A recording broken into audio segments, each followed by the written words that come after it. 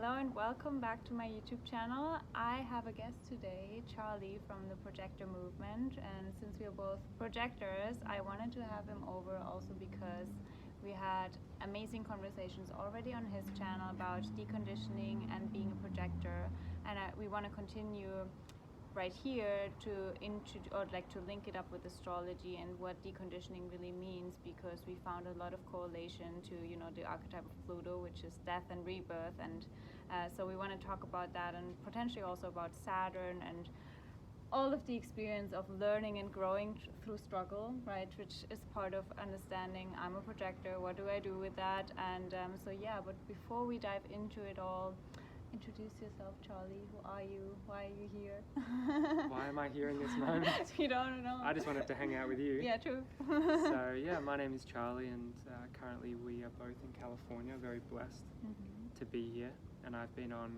quite a big journey over the last 10 years that's taken me through all around the world, through India, through ashrams, through a lot of meditation and yoga and plant medicine and a bit of astrology, not as deep as you go, into human design, and now I currently work specifically with projectors.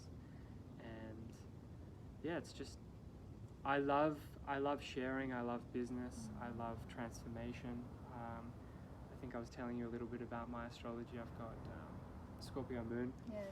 And my Pluto is pretty strong, so it is often about death and rebirth and transformation, and then firstly doing that within myself, cultivating that death and rebirth cycle within myself so I can be in full alignment with who I am here to be, and then creating spaces for others to go through that journey as well. And I think that's where we really come together and overlap, because it's what we're both here to do, I think. It's true, yeah. We have strong Pluto placements or transits, which we will talk about too, but just when you said that, it popped into my mind, because that's, we started talking about deconditioning as a projector, but also our life's work, right? Which, when you learn about being a projector, it's like you have to work 4 hours a day, right? And then, just following whatever flows to you.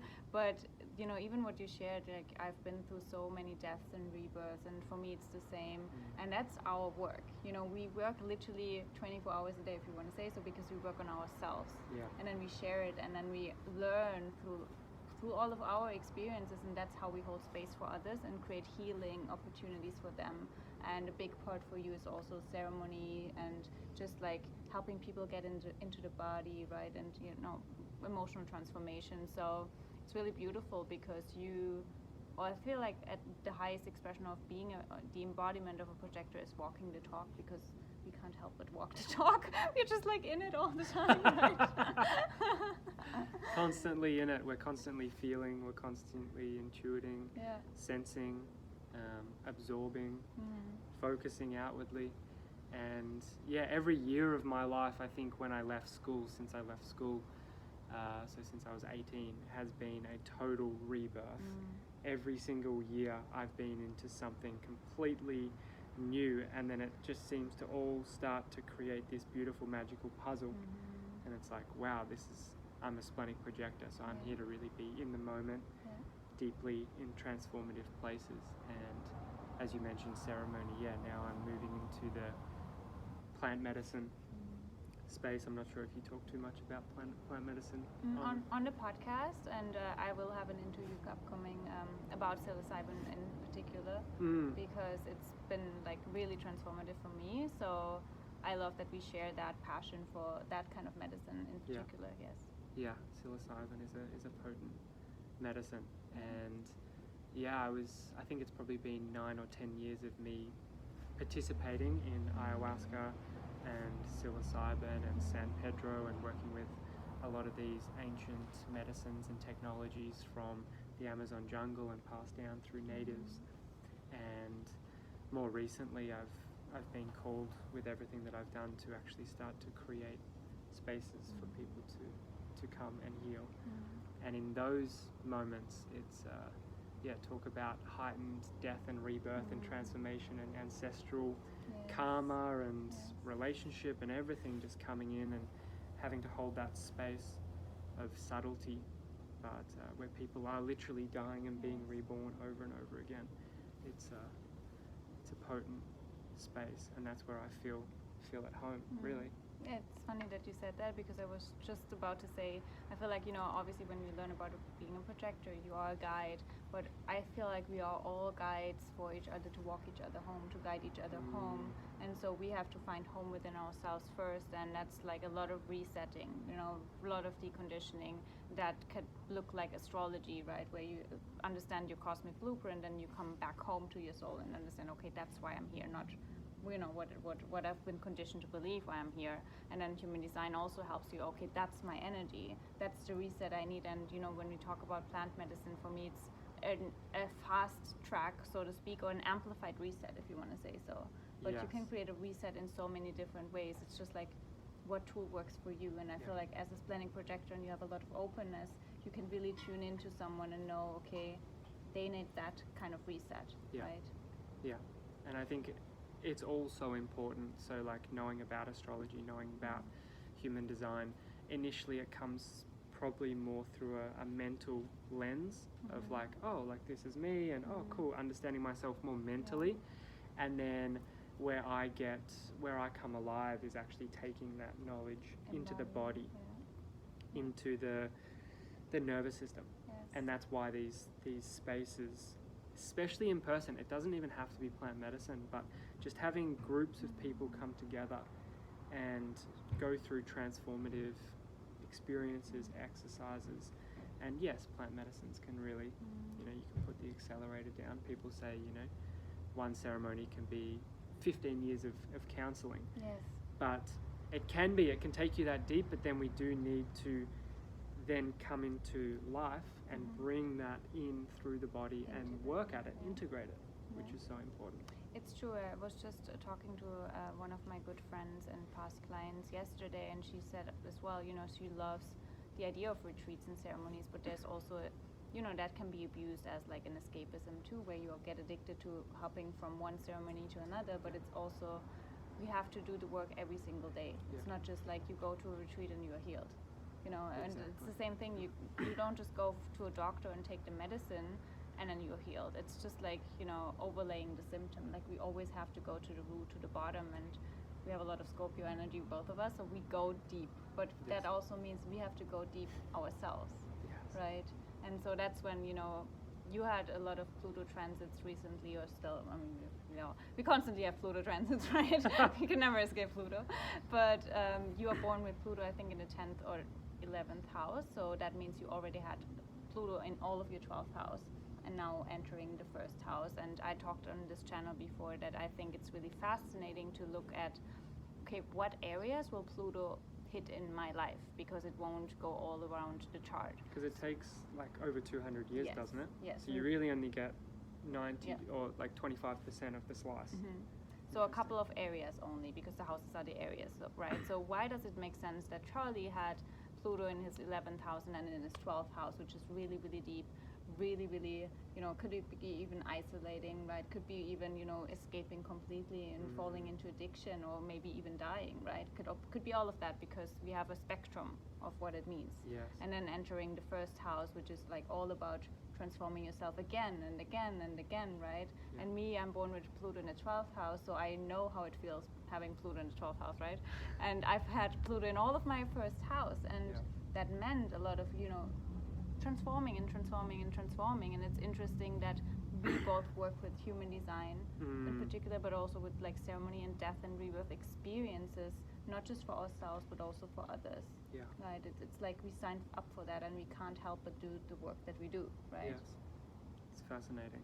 Yeah, I love the overlap of human design, especially being projectors, because it just resonates so deeply. And then also the astrology, and like listening to you, and I have actually had personal astrologers for the past maybe 7 or 8 years, and there's so much wisdom that can come through these codings from the planets that impact us. And I think we looked at my Pluto on my ascendant, happened at the start of this year. So that's when it flicked from the 12th to the 1st.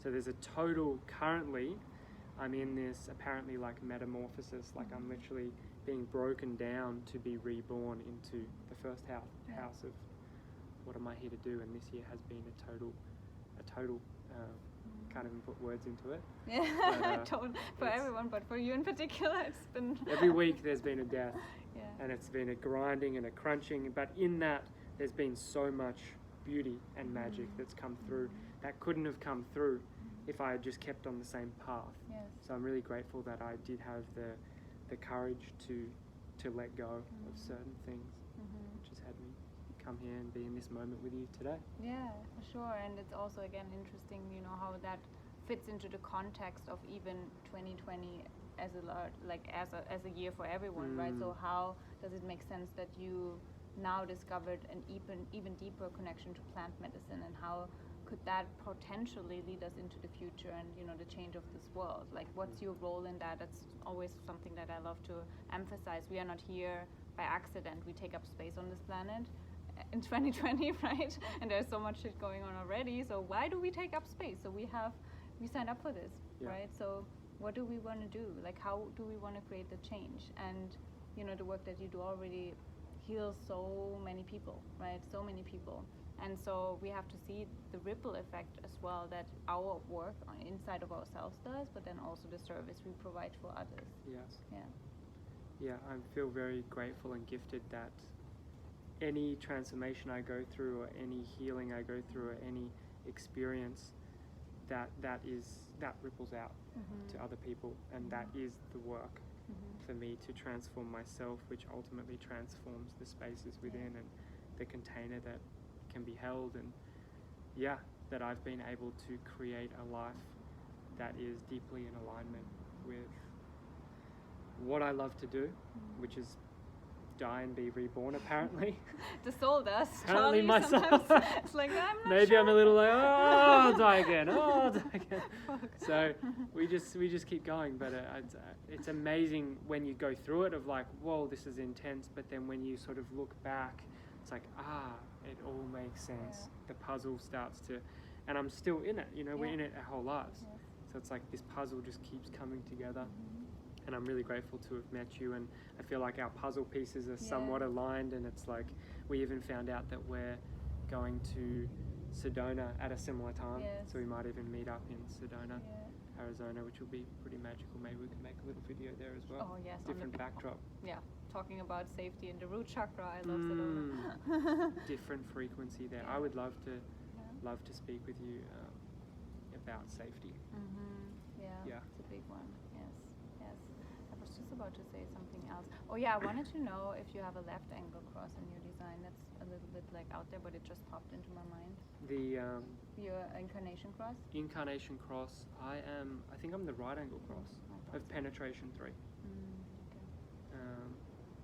Because left angle is more about others. Yeah, the interpersonal one. That's why, you know, I mean, it doesn't even, I don't want to say it doesn't matter, but it's like for everyone that will be true, that the pain you go through, and even, you know, when you think about the archetype of Chiron in astrology, the wounds we have, we are not the victims of them. We signed up for them because ultimately that's also what provides healing for others if we share it, right? Yeah. And that's the mindset shift that we have to make, to not like hide it, right? But to embrace it and to see that opens us up to compassion, to invites other people to share their healing experience too. And so I feel like that's what always gave me hope to understand I go through that now, but there will be a lesson, right? There will be something in the end that I don't know and I don't see yet, but I will, you know, and I can share it. And that's what actually guides people, which brings us back to being a projector, right? Yes, totally. And I think when we're in that moment of like